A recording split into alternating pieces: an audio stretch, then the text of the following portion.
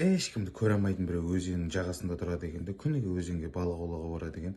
Бір күні аулап отырса алтын балық түсіпті. Алтын балық айтып отыр, кез келген тілегіңді орындаймын, бірақ айтып қояйын, бір тілек айтсаң, ол тілекті орындаймын, бірақ дәл солай екі еселеп көршіңе беріп отырамын деген ғой.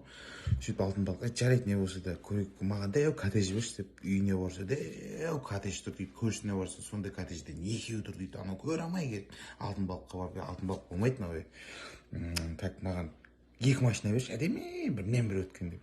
Бірінен бір өткен, действительно, екі машина берші, көршісіне барса 4 машина тұр дейді есік алдында.